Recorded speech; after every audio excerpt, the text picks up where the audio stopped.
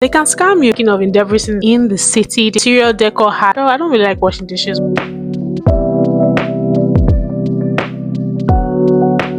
Hi guys, welcome back to my channel. My name is Deborah. First time you're coming to my channel, welcome. If this is the second time, you already know what's up. You're a family member. Life update plus the main topic, house hunting in Budapest. I have been MIA from all social media platforms. I have been stressed. I had so many issues like work permit, so many skin allergies for some freaking reason. I had some of my nails. While all of this was happening, my village people were like, we have to add more. Got banned from TikTok. Account was reported by somebody, I don't know who, does not recommend any of my content to any new person. It's always only my followers that can see my content. I have to recreate a new TikTok account, which I'm already doing, and I'll let you know once that is done. Now, the big news is that I left Debrecen. Why did I move to Budapest? So I actually always thought that when I'm leaving Debrecen, I would leave Hungary in general. So I've always loved Debrecen. I've always I don't know, Debrecen is just like my baby. But Budapest, I decided to move because I feel like it has more opportunities, more things to do, more experience. And I feel like I have already stayed enough in Debrecen. I've stayed there for like 4 years, so I've done well. So this is why I moved to Budapest. So while these things are so amazing and exciting, I did experience some extremely crazy things when I was house hunting in Budapest. Number one, they can scam you guys. They can literally scam you in Budapest. I almost a victim of that, but I had to be very, very wise. So I messaged somebody on Facebook. Actually, I messaged 2 different people. They tried to give me the house, blah, blah, blah. And they sent the exact same message. They're finally going to France. They came to study here and I should reach out to this email, the same email. So I reached out the email. Hey, I want to reach out about this particular house. Because I was like, okay, maybe this person has 2 different houses in Budapest. Then the email reached out to me and told me this is this. I would really love you to be here. And the thing is that I cannot take money in Budapest. I have to do it via booking.com. You send your deposit via booking.com. And I've never heard of anybody in doing that. So this was quite a shock for me.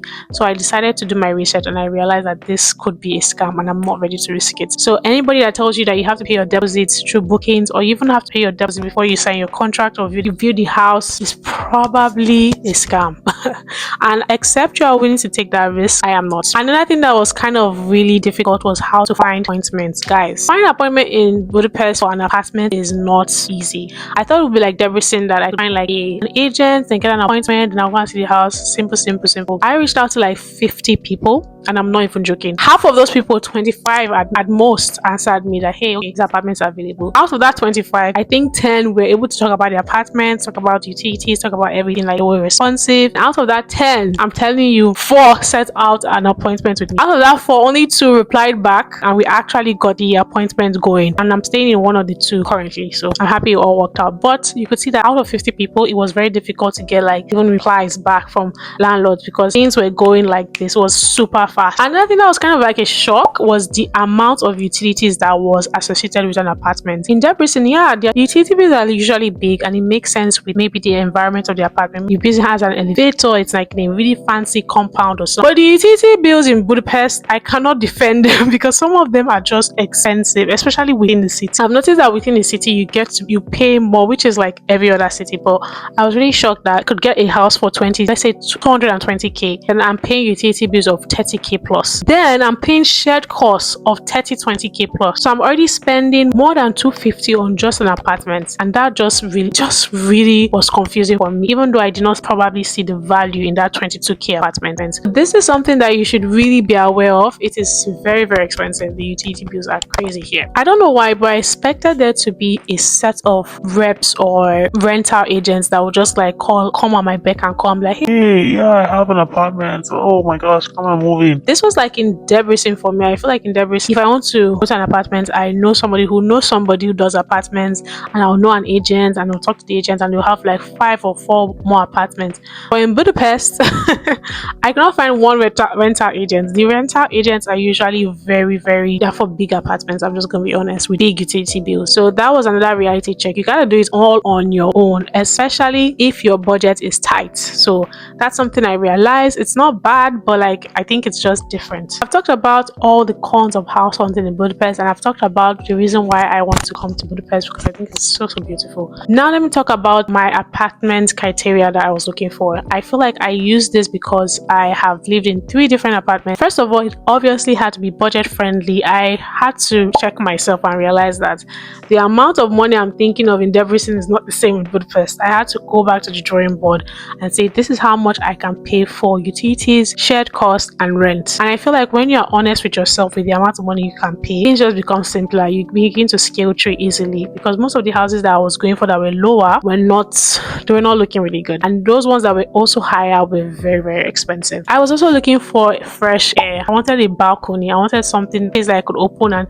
all the air would just come out. Most of my apartments in the past I will always dry in the house, or they will be drier, which is really okay. I mean, that was my budget friendly at that time. So this time I decided to have something different, so that if I work at home, I can come outside in the balcony and just have that fresh air. And that's what I really wanted in this apartment. It must be said that I needed a spacious bedroom. If there's one thing I've suffered in this Hungary, I don't have a spacious bedroom. I've never had a spacious bedroom. Like, my last apartment was pretty spacious. Bedroom was also very spacious too, to an extent I really loved it. But my first 2 apartments were not spacious at all. So I was like, if I'm going to pay a certain amount of money in Budapest, I need to be able to walk around my bedroom without feeling cramped. And I think this apartment really did justice, and the bed is big. It's really big and it's so comfortable. I can roll around, I can move, which is just what I wanted, which is so perfect for me. A lot of people like living in the city. They like that city life. I am not that girl. I like a country quiet life. I like to be away. The most noisiest thing about me, guys, is social media. If you meet me in real life, I'm really quiet. I really like to be on my own. So I wanted somewhere away from the city, the partying and everything, somewhere that is really far, and I can move it and enter into the city and feel like I'm in the city, but I didn't want to be in the city. I'm just going to be honest. So when I saw that this apartment was away from the city, I was like, perfect for me. So you need to know how distance works for you. If that is a big deal and you cannot afford to do that, that's okay too. But I also feel like the interior decor had to be really nice. I'm going to be honest, I'm not a bougie person,